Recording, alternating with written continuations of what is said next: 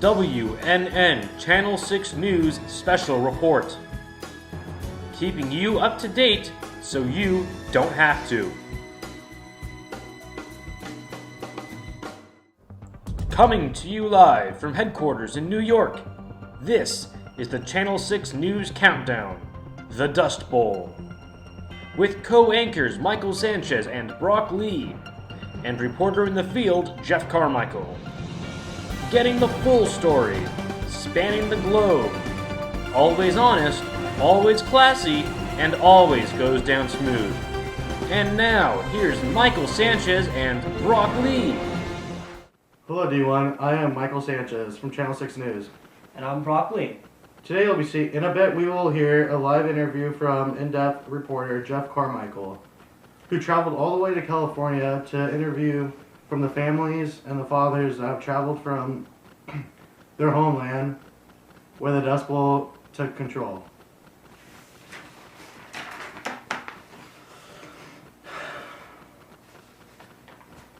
The Dust Bowl got its name after Black Sunday, April 14th, 1935.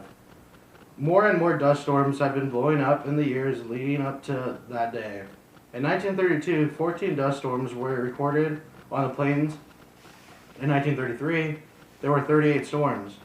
By 1934, it was estimated that 100 million acres of farmland had lost all or most of the topsoil due to the winds. By April 1935, there had been weeks of dust storms, but the cloud that had appeared over the horizon on that Sunday was the worst. Winds were clocked at 60 miles per hour and more. Then it hit. The impact of the Dust Bowl was felt all over the U.S. By the early 1930s, the Great Depression had hit the country, and at this time, severe drought had started in the Great Plains. The rains didn't come in anymore as expected in the High Plains. The 1930s were known as the Dirty 30s. The Soil Conservation Service described the area of the severe drought as in western Kansas, eastern Colorado, the Oklahoma Panhandle, and the Texas Panhandle. There were 14 severe dust storms in 1932 and in 1933. There were 38 of them reported. In 1937, there were 134 dust storms. These dust storms were called black blizzards. Tons of topsoil were blown off of barren fields and carried in storm clouds of 100 miles, technically the driest region in the plains. Southeastern Colorado, southwest Kansas, and the panhandles of Oklahoma and Texas became known as the Dust Bowl. And many storms started there, but the entire region and eventually the entire country was affected. After World War I, things were great. The prices for crops were good, and the rains came. In order to plant more crops, farmers were buying new land and equipment on credit. New technologies were developed that farmers used to tear up land even faster.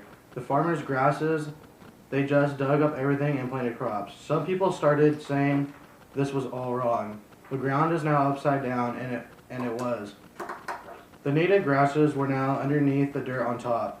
This area of the United States was primarily in the Great Plains states, from the Rocky Mountains eastward to the High Plains. Early travelers called this the Great American Desert, and it was even written that way on early U.S. maps. The entire way was mainly covered in native grasses. These grasses had been there for thousands of years, keeping the soil healthy and in place. In 1931, there was a record wheat harvest, which depressed the price of wheat. In order to make payments on land and machinery on time and to make up for the low prices of wheat, farmers had to plant more, and more, which meant tearing up the land further. That's enough from us, but now to our deaf interviewer, Jeff Carmichael. Jeff Carmichael here reporting on the scene from California.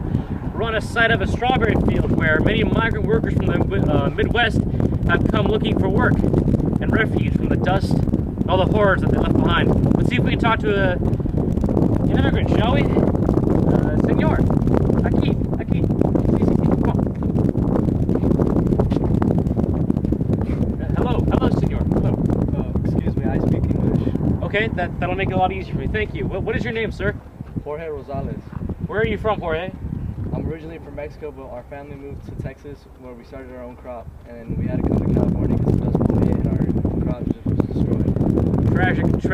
Tragic stuff. What did you grow in Texas? I grew grain, and it was just unsuccessful after the Dust Bowl happened because it just destroyed our crops. How many kids are you trying to support? Sorry, tractors and other stuff from this era.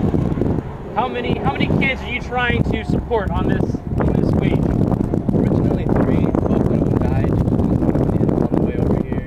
And Vanessa, she's 12, and Brandon was really sick, and she's help the wages that we get. It's just not helping us. Tragic stuff. Alright, vámonos! Aquí, aquí! I have to get back to work. Oh, hey, best of luck to you, man. Thank you. Thank you. All right, well, I'm Jeff Carmichael. Back to you in the studio. Great story, compelling and rich. That boy, Jeff Carmichael, man, he does me wonders. That's it for us at Channel 6 News. Thanks for tuning in about the Dust Bowl. I'm Michael Sanchez. You stay classy, D1. And I'm Broccoli. Thank you for tuning in. But mostly stay classy. Thank you for tuning in. Stay classy. This has been WNN Channel 6 News Special Report. Keeping you up to date so you don't have to.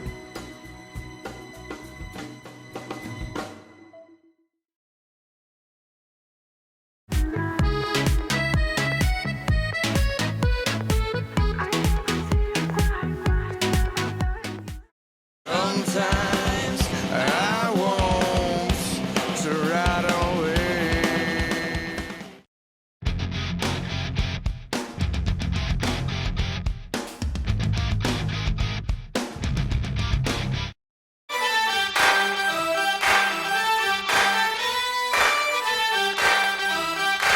Come on!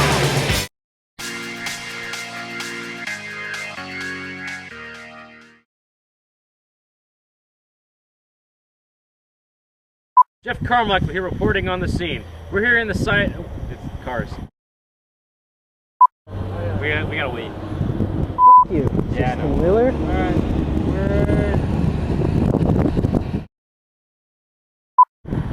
Wow, here we go. Okay. Alright, Next 3. No, no. Hello there, D1. This is Michael Sanchez from Channel 6 News. And I'm Broccoli. Not big. Hello, this is Michael Sanchez on Channel 6 News about exclusive on the Dust Bowl. Hi, I'm Brock Sanchez.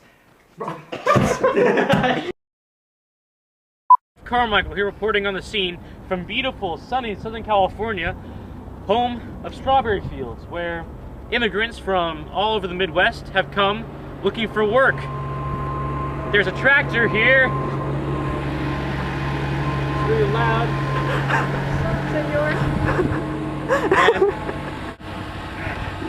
When you say... Ready? Take. 3. Wait, you count. Go. 3, 2, 1, go! Jeff Carmichael. No, dude, there's a truck right here. Hold on. Fucking shit! No.